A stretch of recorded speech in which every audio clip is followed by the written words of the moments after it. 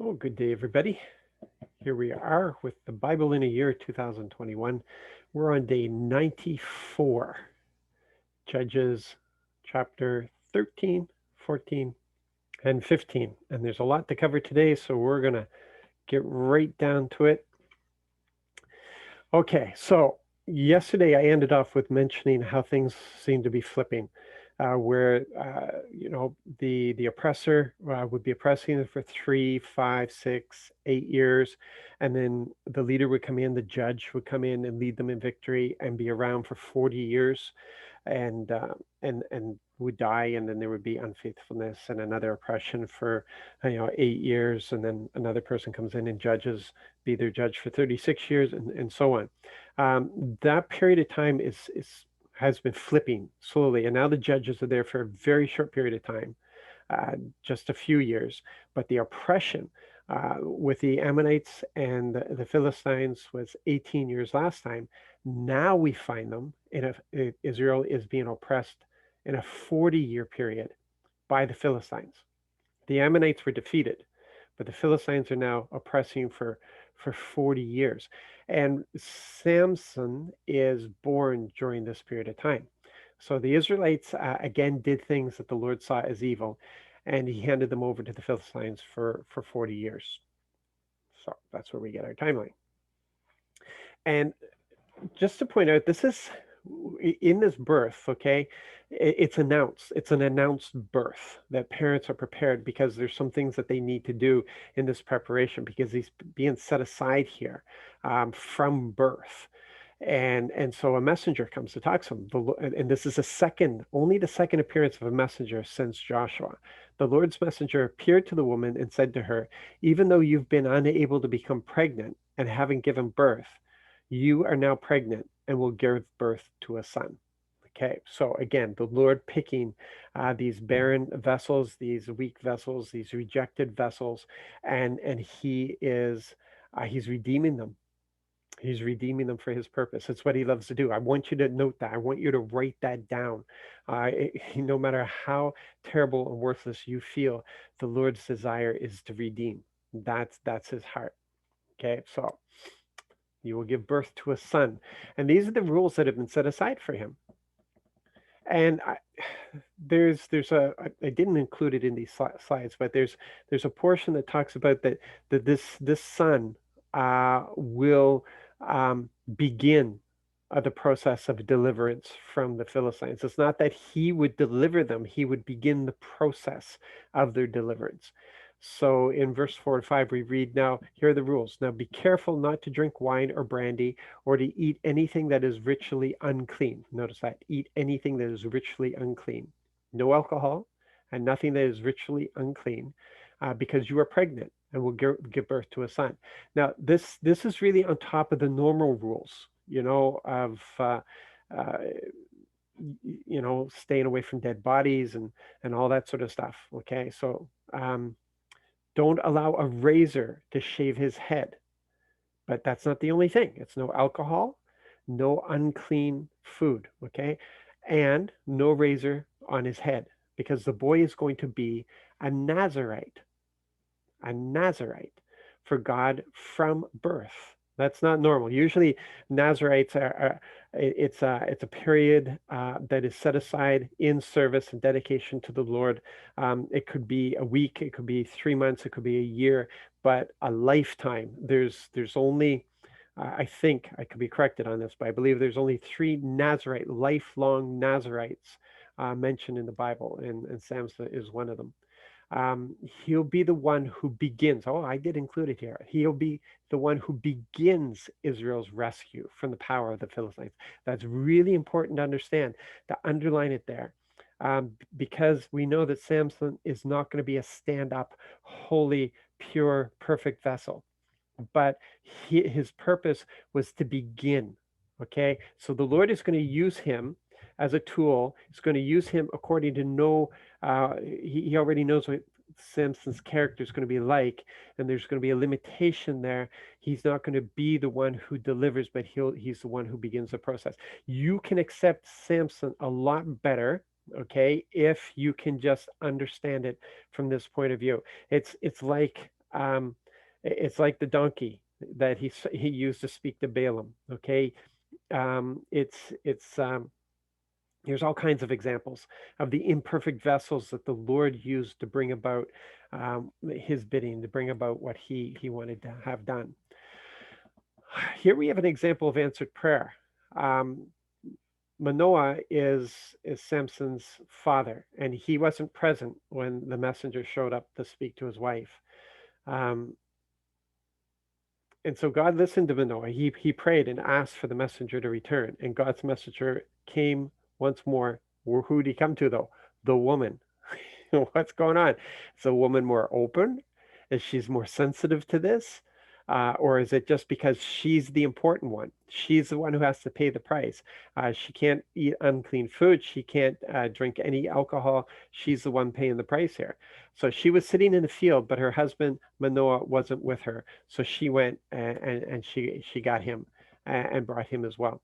And then we see how patient the Lord really is, because Manoah is asking again to have the rules repeated.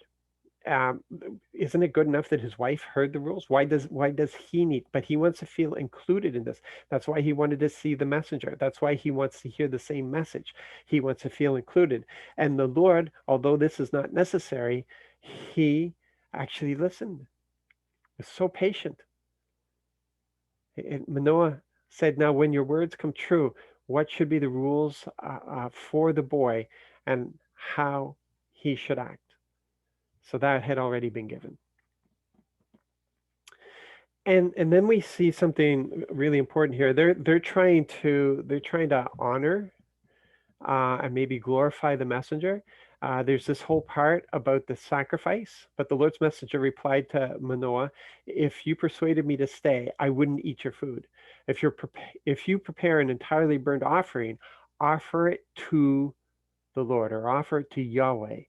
Indeed, Manoah didn't know that he was the Lord's messenger. Um,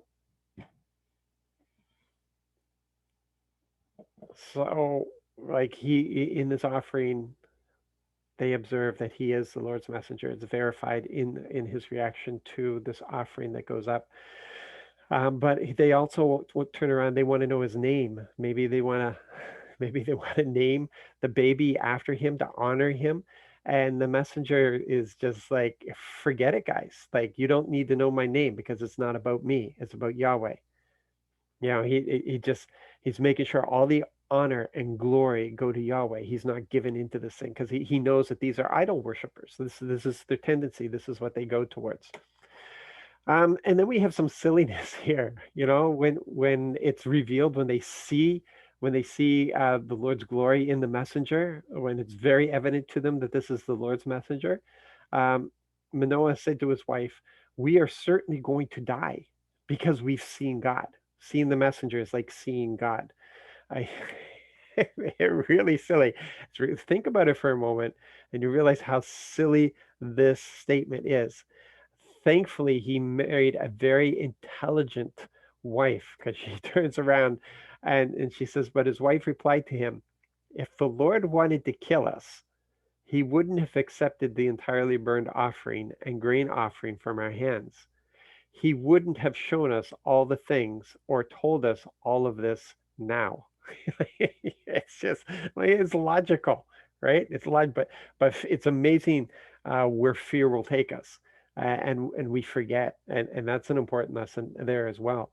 That if we allow fear to reign, we will forget. We will forget who Yahweh is and what He does.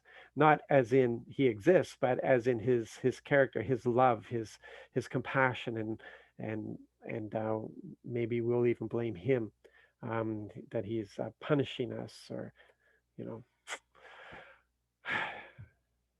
And then we have this amazing thing. Samson is growing up. He's growing up as a Nazarite. His parents have been obedient. There's a point where Samson becomes responsible for himself, but the anointing comes on at this stage. He's still relatively young, like he's not a 40 or 50-year-old man. The Lord's Spirit began to move him when he was in Mahanadan, between Zorah and Eshtaol. Okay, so the anointing has come upon him. It's now time to start moving into service. It's time for him to start attacking the Philistines. And there's just right here, right away. There's here the warning bells go off. Okay, that um, perhaps he is not the man of character that he's supposed to be, and which Yahweh knew about. So he went back home and told his, in verse 2 of chapter 14, he went back home and told his father and mother, a Philistine woman in Timnah caught my eye. Now get her for me as a wife. Now, you know, the rules say that they're not supposed to marry into the Canaanites or the Philistines or the Ammonites or anybody of the sort. They're supposed to marry within their own. And this is not good. It's not good right away. One of the first things he wants to do is break the rules. And his parents try to dissuade him, but there's no dissuading him. And yet we read this in verse 4. Now look at this, understand this. His father and mother didn't know that the Lord was behind this. Wow. What? Yeah, because see, he has to use this unholy vessel. Isn't that amazing? He has to use this unholy vessel to bring about what he wants. He was looking for an opening with the Philistines because they were ruling over Israel at that time. So he was looking for a provocation. He was looking, for Samson to be provoked, and he's about to be, and the Lord knows exactly what's going to happen. But there's other things that are happening along the way too. Like, yeah, this is the Lord's Spirit rushed over him, so a lion jumps out at him. The Lord's Spirit rushed over him, and he tore the lion apart with his bare hands, as one might tear apart a young goat. Um, but he didn't tell his father or mother what he had done, because you know what, if you come across, if there's a dead carcass, if there's, you're supposed to quarantine, you're supposed to self-isolate for a period of time. Overnight. And no, they're on their way down to arrange this, and the people seem to be, his parents seem to be a righteous people, that they follow the rules to a point, and as much as they do in that day. And so, yeah, Samson is not about to tell them what he has done. Again, more breaking of the rules. Imperfect vessel. And then we see in verse 9, again, remember, he's not supposed to eat. He's not supposed to eat unclean food, right?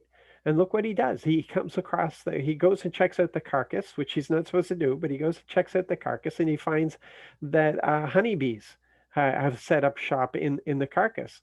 And he scooped the honey into his hands, eating it as he continued along. When he got to his father and mother, he gave some to them, and they ate it too, so they all became unclean. But he didn't tell them he had scooped the honey from the lion's skeleton. Didn't tell them. And then we see he's not very fair as well, because they're in high spirits. It's a great festival. This is their engagement party, um, and such, and he's got some attendants, and he teases them, and he gives them this riddle that nobody could know unless they had been with him to figure it out. Nobody knew what he was talking about. So it's not fair even, what he's doing. So there's no fairness in him. Out of the eater, there came something to eat. Out of the strong, there came something to sweet. How are they going to figure that out? Maybe out of the strong, you might be able to, an eater. So what in that day is eating? What's strong? Could be a bear, could be a lion, but who knew about a carcass and honeybees and all that sort of stuff. But we have the foreshadowing of Samson's downfall, which is basically women. Um, yeah, and they can manipulate him. And in verse 17, his fiancee, she cried on his shoulder for the rest of the 7 days of the feast. Finally, on the seventh day, he told her the answer, for she had nagged him, and she told her people the answer to the riddle. Of course, she would have greater allegiances with her people than with Samson. Um, and this is the provoking that the Lord was looking for. Samson is now provoked, and he's going to be a thorn in their side. One man can't defeat all of Philistine, but he can become a real pain to them. And this is what happens. And the Lord's Spirit rushed over him, so the anointing, and he went down to Ashkelon. He killed 30 of their men, stripped them of their gear, and gave the sets of clothes to the ones who had told the answer to the riddle. In anger, he went back up to his father's household. So a rashness. He just abandoned his bride there, and and then when he went down to reclaim his bride and found out that the father had given her away to one of the attendants because he figured that she had became a bad taste in Samson's mouth and wanted nothing to do with her, he looked for the next best thing and allowed her to marry somebody else. And Samson goes down and he's really mad. And we see that Yahweh is now using his personal revenge. Like he knows him, and Samson is a tool in his hands because we have a free will, and it's up to us where we're going to submit ourselves. And Samson, although he has been chosen and he's anointed, he's not willing to come into alignment with Father. So Father's just going to use him as a brute beast. I hate to say it, but his purpose here is to disturb the Philistines to begin this rescue. And so he's using Samson as a brute beast. So he lit the torches and released the foxes. He had gone trapped a bunch of foxes, tied their tails together, and man, a creative way of doing it, right? And stuck a torch in between the tails and set them out in the grain fields. So he burned the stacked grain, standing grain, vineyards, and olive orchards. Yeah, that would hurt, and it did. Um, and then we just get a glimpse here. I just wanted to mention it in chapter 15, verse 6. Get a glimpse here of of what justice looked like in other nations. So the Philistines inquired who did this. So it was reported Samson, the Timnite's son-in-law, did it because his father-in-law gave his wife in marriage to one of his companions. So the Philistines went up and burned her and her father to death. So they don't even get the full story. They don't do an investigation. They just hear this little thing. They don't hear that Samson walked away and abandoned his wife. They didn't even finish the ceremony. Or anything of the sort. And instead of dealing with Samson right away, they dealt with the Timnite here, and his daughter, and they just yeah, no trial or anything. They just burnt them down.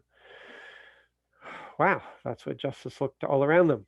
Um, and then we have an entire army going up against one man.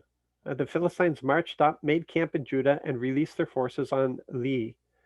The people of Judah asked, "Why have you marched up against us?" "We've marched up to take Samson prisoner," they replied, "and to do to him just what he did to us." Whole army. Uh, so the people come down, just a few of them, 3,000, 3,000 of his closest friends, right? From Judah, traveled down to the cave in the rock at Etam and said to Samson, "Don't you realize the Philistines rule over us? What have you done to us?" But look at his response. Can't you just picture like that 6-year-old that you're asking, "Why did you hit your sister?" I did to her just what she did to me. She hit me first. So like this is his response. I did to them just what they did to me. But that's also what the Philistines said. We're showing up. We're coming to take him prisoner to do to him what he did to us. That seems to be the code word there for justice. Uh, and we have this, and yeah, Israel's quite good at this, aren't they? We have the high priest saying this about Jesus too. It's better to sacrifice one that the many may live, right? And that's basically what they're doing here. They're going to sacrifice Samson so the rest of them can live in peace. Um, and he asked them to make this promise that they themselves won't kill him. And they said, "We won't." They said to him, "We'll only take you prisoner so we can turn you over to them. We won't kill you." Then they tied him up with 2 new ropes and brought him up from the rock. Phew, nice people. And here again, we see this. this anointing that Samson has, this supernatural strength that he has as the Spirit of the Lord comes on him. The whole purpose is to, just put as much pain on the Philistines as possible. So he found a donkey's fresh jawbone, picked it up, and used it to attack 1,000 men. 1,000 men. He killed 1,000 men with a jawbone. Uh, yeah, it's wonderful to have all that strength, but no character. And then we have this weird prayer in verse 18. It really shows us the self-centeredness of Samson here, which he has all the way through, right to his death. Now, Samson was very thirsty, so he called out to the Lord, "You are the one who allowed this great victory to be accomplished by your servant's hands. Am I now going to die of thirst and fall into the hands of the uncircumcised?" This can't you just say, "Lord, can I have some water, please? Lord, this victory really made me thirsty." But no, he's got to come across really with accusation and blaming God. So in response, though, look at this. Understand Dad's heart. Not everything has to be lined up perfectly for him to support what he's doing here. So God split open the hollow rock and water flowed out of it. When Samson drank, his energy returned and he was recharged. Thus, that place is still called the name En Hakor in Lee today. So we're going to leave it there. That was a lot to cover. Just try to drink that in. Yeah, just no pun intended there. Sorry. Um, yeah, reflect on this, the imperfect vessel of Samson, and how the Lord is doing these miracles in support of him, and yeah, just how He's using him in this way. It's puzzling, something to consider, reflect upon. So we'll meet again tomorrow and go over the last part of Samson and see what happens here. Many of you know this story, but there's some details that need to be pointed out.